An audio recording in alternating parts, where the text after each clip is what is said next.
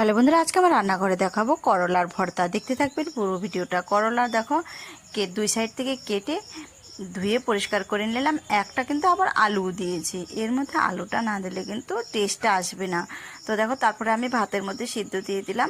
ততক্ষণে ভাতটা হোক, আমি এদিকে কড়াইয়ের মধ্যে সর্ষের তেল দিয়ে এদিকে দিয়েছি পেঁয়াজ কুচানো, কাঁচা লঙ্কা কুচানো, টমেটো কুচানো আর রসুন দিয়েছি।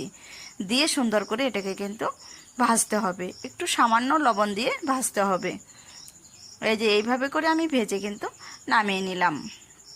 ততক্ষণে কিন্তু আমার ভাতের করলা সিদ্ধও কিন্তু হয়ে গেছে।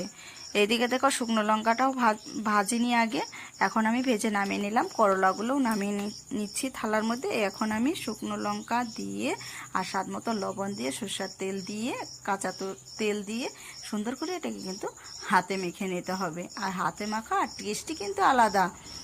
আর এই রকম ভর্তা কার কার খেতে ভালো লাগে অবশ্যই কিন্তু কমেন্টে বলবেন। আর বাড়িতে একবার হলেও ট্রাই করে দেখবেন, খেতে কিন্তু অসাধারণ লাগে। আর ভিডিওটি ভালো লাগলে অবশ্যই সাবস্ক্রাইব, লাইক, কমেন্ট করে পাশে থাকবেন। এই দেখো, আমার তো মাখামাখির কমপ্লিট হয়ে গেল। এখন আপনাদের একটু খেয়ে দেখাচ্ছি কেমন হয়েছে। আর আমার তো খেতে অসাধারণ লেগেছে, কার কেমন লাগে একটু জানাবেন। অসাধারণ অসাধারণ টেস্ট।